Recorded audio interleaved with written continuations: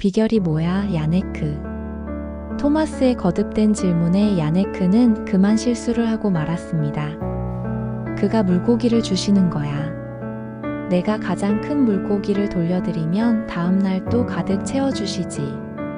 내가 그의 이름을 말하지 않는다면 보드니크는. 야네크의 입에서 그의 이름이 나오는 순간 엄청난 폭풍이 몰아쳤습니다. 번개가 번쩍이고 천둥이 울렸습니다. 이어 장대비가 여관의 창문을 때렸습니다. 야네크는 자신이 약속을 어겼음을 깨달았습니다.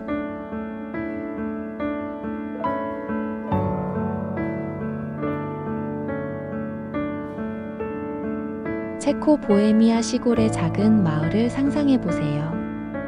안개 덮인 완만한 언덕들과 소나무와 참나무로 이루어진 울창한 숲이 보입니다.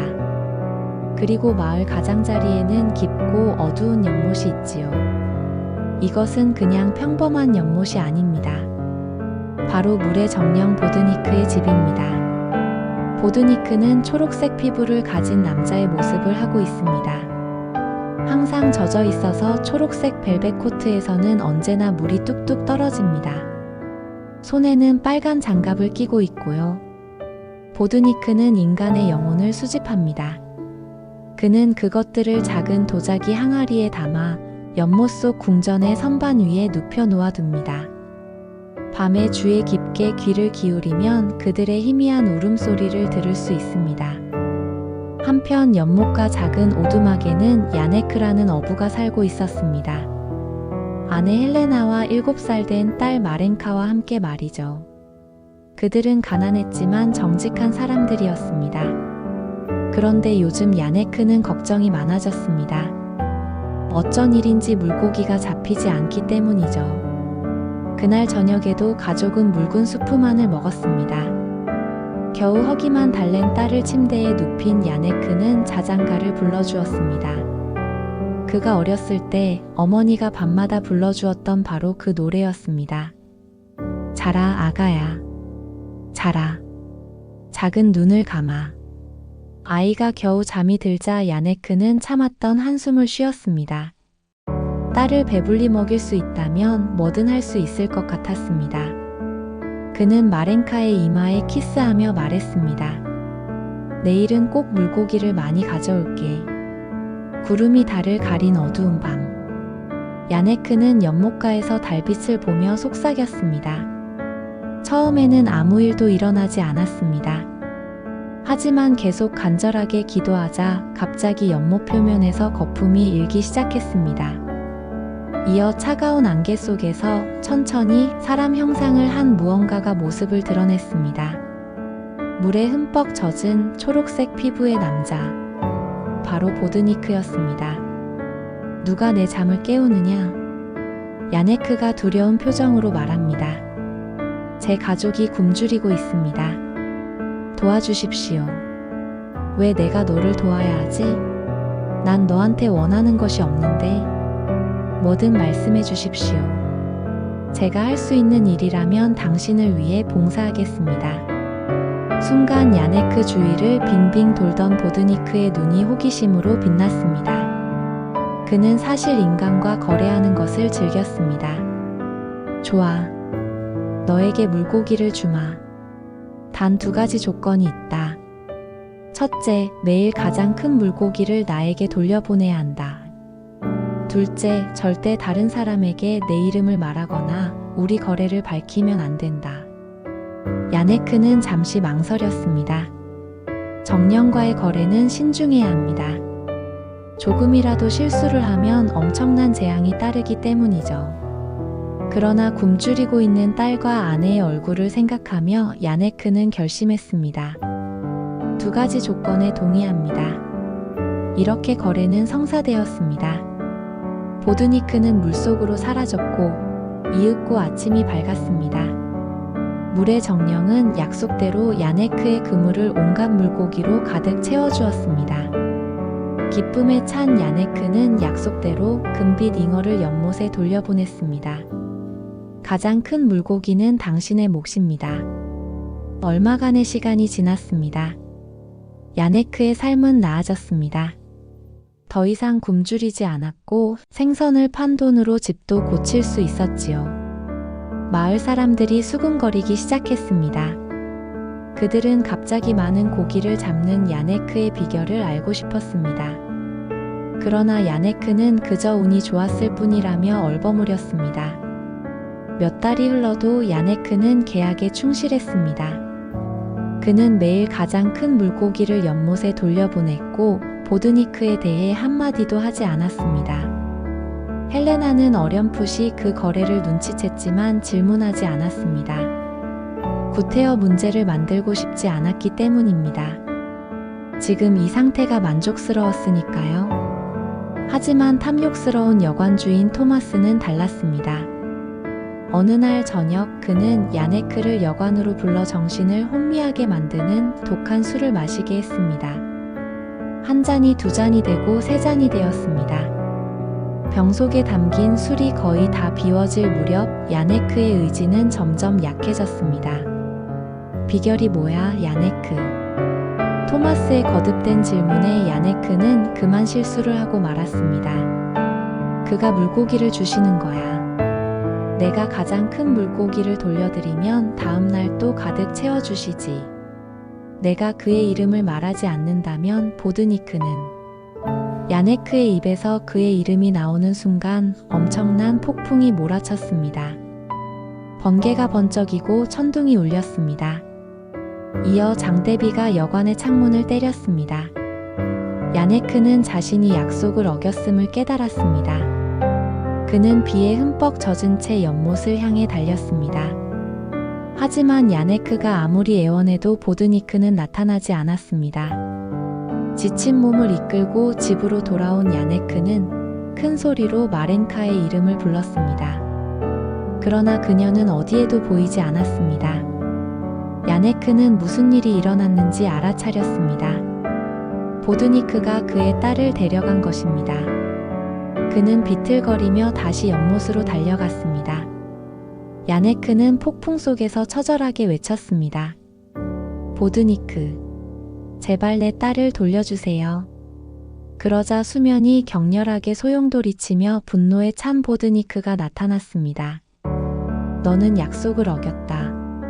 이제 내 딸의 영혼은 내 것이다. 제발 간청합니다. 저를 대신 데려가세요. 그 아이는 죄가 없습니다. 보드니크는 차갑게 거절했지만 뭐든 하겠다는 야네크의 계속되는 간청에 마음이 흔들렸습니다. 새로운 거래가 재미있을 것도 같았습니다. 그는 잠시 고민하다가 말했습니다. 내 딸을 구할 기회를 주겠다. 그러나 단 한 번이다. 나와 함께 내 수중 궁전에 가자. 거기에는 영혼이 들어있는 1000개의 항아리가 있다. 해가 뜨기 전 내가 딸의 영혼이 든 항아리를 찾아내면 아이를 돌려보내주마. 실패한다면 너희 둘의 영혼 모두 다 내 것이 될 것이다. 야네크는 망설임 없이 그 제안을 받아들였고 거래는 성립되었습니다. 보드니크는 야네크의 손목을 잡아 끌었습니다. 그들은 물속 깊이 내려갔고 마침내 거대한 궁전에 도착했습니다. 궁전 암벽에는 선반이 줄지어 있었고 그 선반에는 엄청나게 많은 도자기 항아리가 누워 있었습니다. 보드니크는 말했습니다. 시작해라, 어부야. 시간이 얼마 남지 않았다. 이제 곧 해가 뜰 테니. 야네크는 미친 듯 뛰어다니며 항아리에서 나는 소리에 귀를 기울였습니다. 희미한 울음소리도 있었고 속삭임도 있었습니다. 때로는 노래소리가 들렸지만 딸의 목소리를 찾을 수 없었습니다. 야네크는 절규했습니다. 마렌카, 내 목소리 들리니? 시간은 빠르게 흘러갔습니다. 수백 개의 항아리를 확인했지만 여전히 딸을 찾지 못했습니다. 희망이 사라져가는 그때 야네크는 무언가를 기억해냈습니다. 매일 밤 마렌카에게 불러주었던 바로 그 자장가였습니다. 야네크는 떨리는 마음을 가라앉히고 최대한 부드럽게 노래하기 시작했습니다. 자라, 아가야. 자라. 작은 눈을 감아. 선반 사이를 천천히 움직이던 그는 갑자기 멈춰 섰습니다. 가장 높은 선반에 있는 작은 파란색 항아리에서 희미하게 아이의 목소리가 들려왔기 때문입니다. 야네크는 외쳤습니다. 이거예요. 이 항아리에 내 딸의 영혼이 담겨 있어요.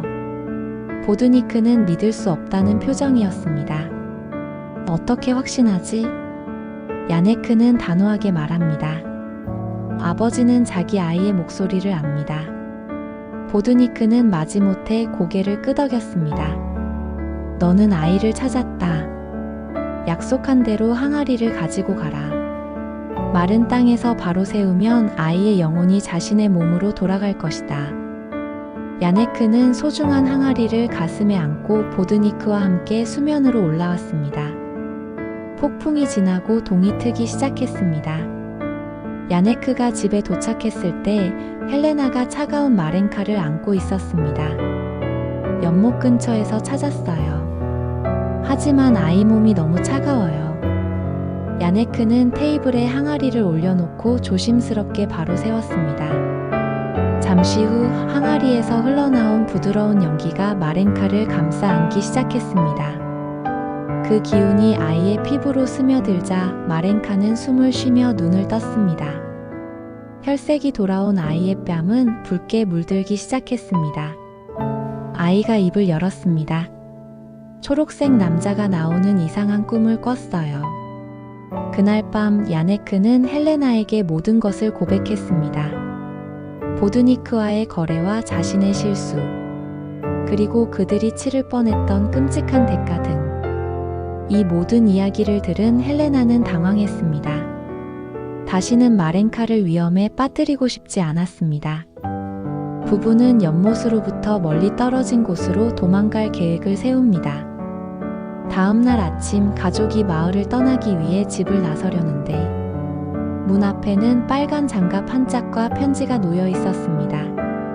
너는 나에게서 도망칠 수 없다. 나는 이 세상 모든 물방울, 모든 시냇물, 모든 빗방울 속에 있다. 하지만 네가 약속을 지킨다면 나도 내 약속을 지키겠다. 보드니크로부터 도망칠 수 없다는 사실을 깨달은 가족은 그 마을에 머물기로 합니다.